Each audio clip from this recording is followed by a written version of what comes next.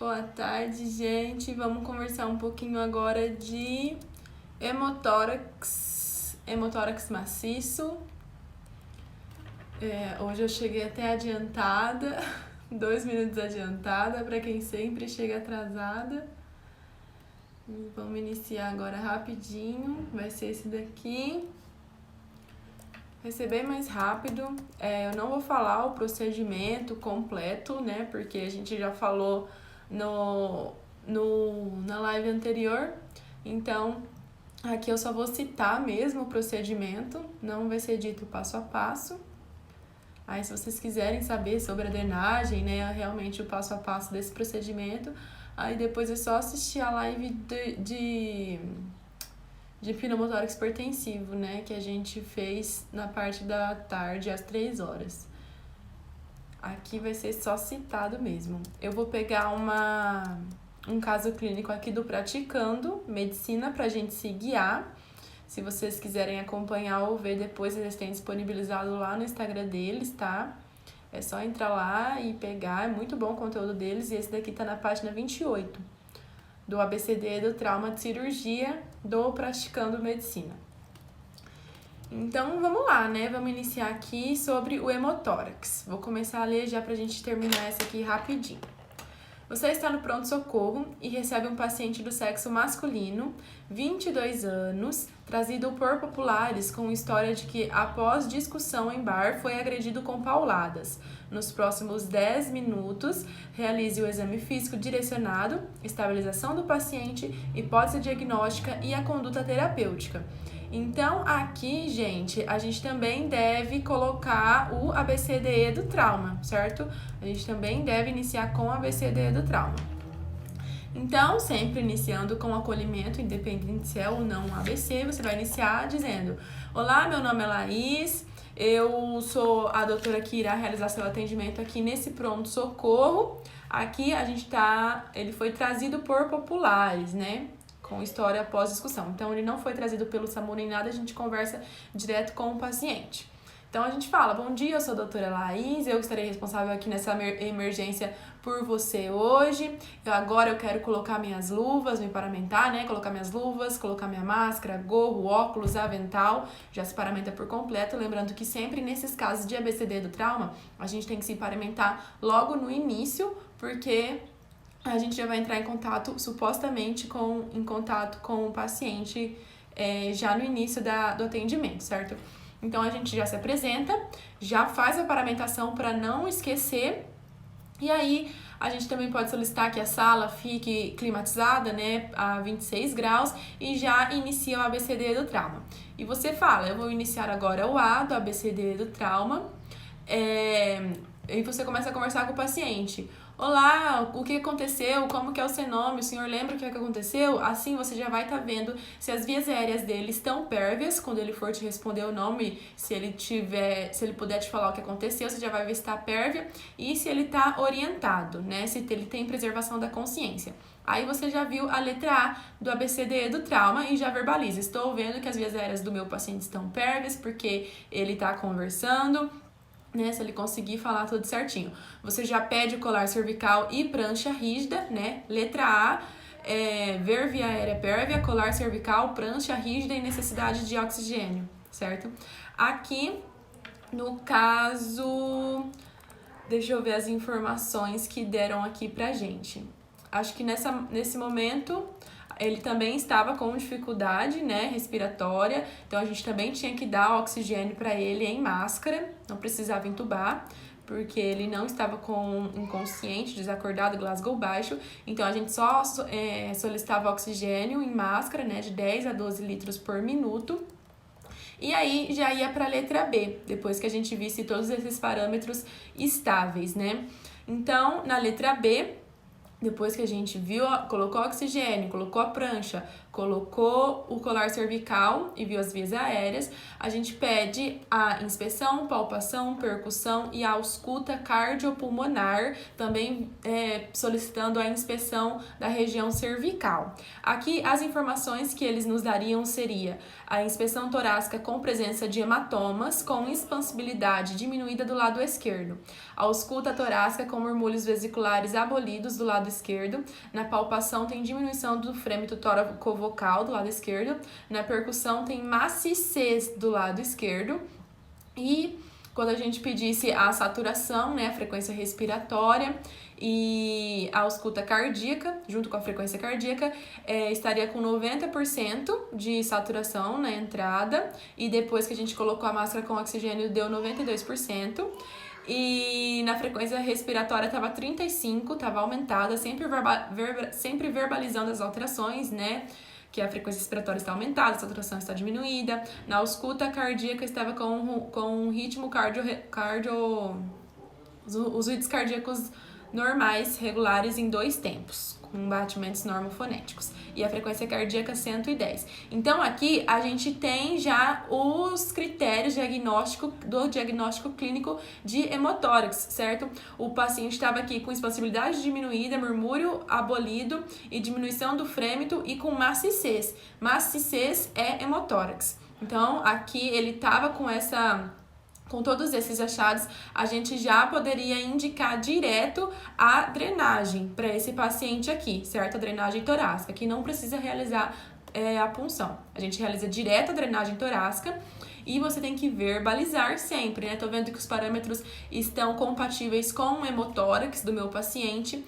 Você vai pedir a permissão do paciente, se ele estiver orientado, né? O senhor me permite realizar um procedimento no senhor que vai melhorar sua respiração, seus parâmetros vitais?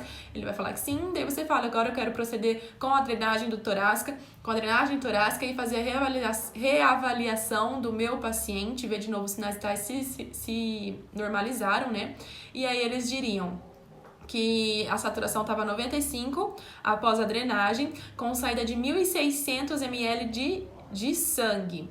Então, aqui a gente já conclui que é um hemotórax maciço, né? Lembra que acima de 1.500 ml a gente já classifica como hemotórax maciço. De 300 a 500 é um pequeno hemotórax, de 500 a 1.500 é médio e acima de 1.500 é maciço e é indicação já de toracotomia como conduta definitiva. Então, por enquanto, a gente deixa ele com a drenagem torácica, mas a gente já tem que falar que esse é um tratamento, não é o tratamento definitivo, né? Que o tratamento definitivo é com a toracotomia, depois que a gente terminar o ABCDE do trauma. E então aqui já se normalizou, né, os parâmetros. Aí a gente vai para o C do ABCDE do trauma. Agora eu quero ir para a letra C do meu atendimento, eu quero realizar a inspeção, auscultação, palpação, percussão do abdômen do meu paciente, quero ver a pressão arterial, frequência cardíaca. E aí eles te diriam que o abdômen está com hematoma discreto em andar superior, os ruídos normais, a palpação está doloroso, mas sem sinais de irritação peritoneal, está com a percussão normal. E aqui a gente também tem que fazer o exame da pelve, né? Ver se tem sinais de fratura, alguma coisa. E aqui estava estável, sem sinais de fratura. Mas o paciente estava hipotenso, com 90/60 da PA, com a pressão arterial dele na entrada. E então, quando eles descem, né, essa pressão baixa, a gente já teria que dizer na hora que quer 2 acessos venosos calibrosos, 2 acessos periféricos calibrosos, e já instituir soro fisiológico a 0,9% ou Ringer lactato, né? E depois que a gente dissesse isso, haveria estabilização dos parâmetros do nosso paciente, né? Dessa instabilidade hemodinâmica. Pressão baixa com frequência cardíaca alta é instabilidade hemodinâmica, então a gente tem que dar cristalóide para eles. Se o cristalóide não resolver, a gente tem que dar hemoderivado. Mas sempre primeiro a gente dá o cristalóide e faz a reavaliação do paciente para ver se os parâmetros se normalizam. Aqui nesse caso a gente ia fazer o cristalóide e ia ficar tudo normalizado. Aqui também a gente já pede para colher os exames, né, hemograma completo, para ver as plaquetas, né, hemoglobina, a gente já pede a tipagem sanguínea com prova cruzada, a gente já pode pedir outros exames se forem necessários, se tiver necessidade de raio-x, né, se tiver necessidade de exame de urina, assim por diante, se tiver necessidade de sonda, tanto vesical quanto nasogástrica, né, depois que a gente excluir as contraindicações, é aqui que a gente também pode fazer e classificar o paciente em algum choque. Então, aqui os parâmetros vitais foram normalizados e a gente já diria, nosso paciente está estável na letra C do ABCDE do trauma. Agora eu quero prosseguir com o meu atendimento, eu quero ir para a letra D do ABCDE do trauma, avaliar a resposta ocular, verbal e motora e observar as pupilas, se estão isocóricas e fotorreagentes. Nesse paciente, quando a gente pedisse, né, o senhor chamasse ele para ver se ele tinha resposta verbal ou ocular, se ele abrisse os olhos, né, ele só estava abrindo os olhos ao chamado. A resposta verbal ele estava com palavras inapropriadas e a motora ele estava com retirada a dor. Então daria 3, 3 e 4, estava com Glasgow 10, aqui nesse caso. Então você diria, eu concluo que meu paciente está com Glasgow 10, agora eu quero ir para a letra E do meu ABCD do trauma, quero expor totalmente o meu paciente, observar se tem fraturas, lesões no resto do corpo, algum outro sangramento, a gente também pede para ver sangramento na letra C. E aqui na letra E, certo? E aqui o resto estaria tudo normal, sem outras lesões visíveis. Aqui a gente também pede a temperatura e uma manta térmica para prevenir a hipotermia. E aqui estaria tudo bem e a gente ir com o controle da hipotermia. Os exames que a gente solicitasse, no hemograma, ele estaria com hemoglobina de 11, hematócrito de 35, leucócitos de 7, as plaquetas de 180 mil, a chipagem AB positivo e no raio-x estava com a presença de hemotórax maciço, que a gente já tinha visto lá na hora da drenagem, né, que tinha saído 1.600 ml de sangue. Então, a gente terminava aqui o ABCD do trauma, já tinha pedido os exames complementares. Aqui, a gente também tinha que solicitar a transferência do nosso paciente para uma unidade de maior complexidade, né? Pedir uma avaliação de um cirurgião torácico, porque ele tem indicação de toracotomia, já que ele está com hemotórax maciço, ou seja, acima de 1.500 ml de saída de sangue a partir... com a drenagem, né? Então, é indicação sim ou sim de toracotomia e, claro, solicitar o raio-x de controle para o nosso paciente. Nunca esquecer do raio-x de controle, certo? E seria assim, basicamente, essa estação, certo? Seria hemotórax maciço, tem indicação de toracotomia. E também quando o paciente tá saindo no dreno mais de 200 ml, nas primeiras 2 a 4 horas, também indicação de toracotomia. Então, são os 2 critérios para a gente indicar a cirurgia no paciente. O passo a passo da drenagem torácica, a gente já conversou na live de pneumotórax hipertensivo, né? Então, se você quiser ver depois esse passo a passo, eu vou deixar postada aquela live também aqui no YouTube, tá? Então, seria isso, gente. Depois a gente pode depois que a gente estabilizar totalmente o nosso paciente, a gente pode ir para avaliação secundária, né?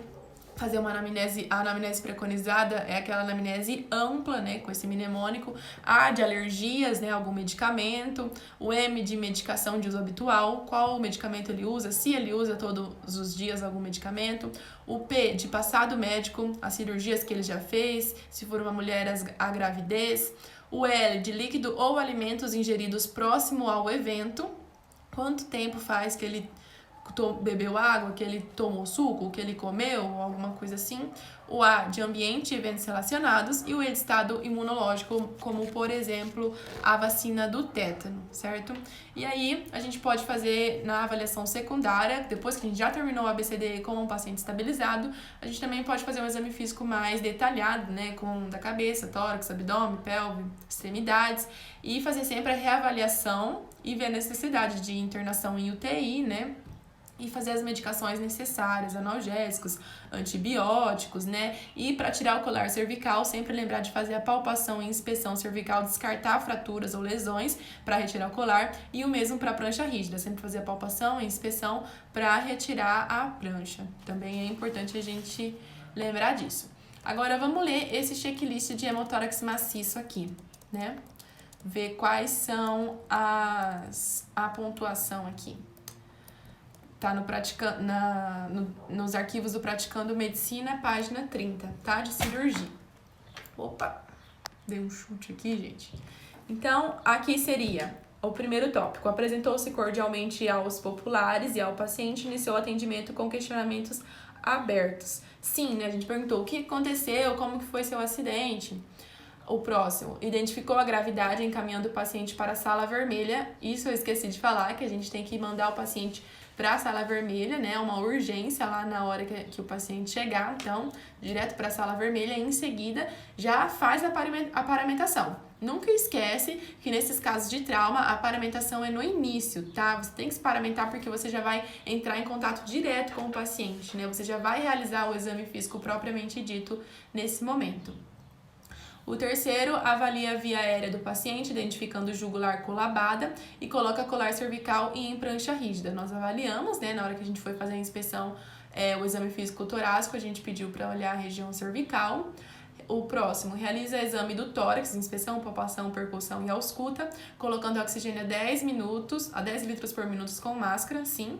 Indica toracostomia com drenagem em selo d'água no quinto espaço entre a linha axilar anterior e média. Mesmo que você não vai explicar o procedimento, é sempre importante você dizer o local que você vai realizar, pelo menos, né? Então, vou realizar a drenagem pleural no quinto espaço intercostal entre a linha axilar anterior e média, porque geralmente isso tem nos checklists para você citar dessa maneira. Identifica a saída de 1.600 ml de sangue na drenagem, dando o diagnóstico de hemotórax maciço, sem exame complementar, lembrando que é clínico esse diagnóstico, né? A gente tem que ter uma conduta de urgência, porque o paciente pode morrer. O próximo, observa a estabilização, seguindo o ABCDE para avaliação abdominal e da pelve, fizemos. O próximo, solicita a reposição volêmica com cristalóides aquecido. Sempre lembrar de falar aquecido, e eu sempre esqueço de falar, fazer a solução, o cristalóide aquecido, mas é importante a gente falar, né, que a gente vai aquecer o soro, e eu sempre esqueço de falar isso. Colhendo o hemograma, né, e tipagem sanguínea, que são os principais exames. O próximo, avaliou a escala de Glasgow corretamente, realizou exposição e controle da hipotermia, sim. E o último, solicitou raio-x de controle, posição para ver a posição do dreno, né? E transferência para avaliação de cirurgião torácico para tratamento definitivo, que seria a toracotomia. E assim terminamos aqui rapidamente essa estação de hemotórax maciço, certinho? Vou deixar postadinha essa live hoje ou amanhã, depois que eu rever ela, né? Ver se eu falei alguma coisa aqui errada e arrumar, aí eu deixo as observações embaixo e as imagens e deixo postadinha. Beleza? Obrigada, Flávio. Valdinete, eu sempre esqueço de solicitar os exames, hemograma, etc. Sempre tem uma coisa que a gente esquece, né? A dica que me deram é com a informação, o tópico que a gente esquece, sempre escrever bem grande e deixar colado na nossa frente, assim, na parte que a gente vai estudar. Sempre deixa lá. Ou, tipo, você escreve exames complementares no C do ABCDE do trauma. Eu vou escrever soro aquecido. Tem que escrever.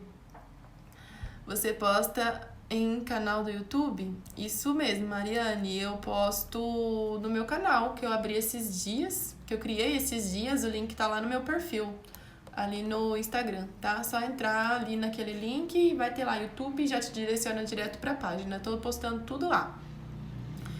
O Flávio disse que falar em bloco ajuda muito também, sim, mas não blocos muito grandes, né? Sempre blocos da mesma coisa, blocos da região torácica, blocos da região abdominal, porque senão, se for para um paciente te responder, por exemplo, se você falar um bloco muito grande, quando você estiver lá por último, ele não vai nem lembrar que você perguntou por primeiro. Então, blocos específicos, né, da mesma coisa. Por exemplo, me diz seu nome, sua idade e sua profissão, tá bom? Eu quero inspeção, palpação, percussão do tórax, tá bom? Né? Aí você vai falando assim em blocos. Ou no caso da anamnese, faz os blocos, por exemplo, do trato gastrointestinal. Você tá tendo vômitos, não é esse caso, né? Mas eu só tô dando uma dica. Por exemplo, você tá tendo vômitos, diarreia ou náuseas gastrointestinal? Você tá tendo febre, calafrios ou sudorese? Essa parte. Se for sintomas urinários, você tá tendo dor a urinar, você tá com a urina fedida, com mau odor, né? Ou tá indo mais no banheiro. Então, um exemplo, né, de falar em blocos assim. Não vai perguntar tudo de uma vez. Mas tem que lembrar dos blocos. Esse que é o problema, né? Lembrar de todos os blocos e perguntar de maneira ordenada e rápida. Então, gente, é isso. Vou ter que sair agora, por isso eu comecei um pouquinho antes e fiz essa live super rápido. Mas aí amanhã a gente faz mais uma, tá? Às 11 horas da manhã. Beijo, fiquem com Deus. Até amanhã.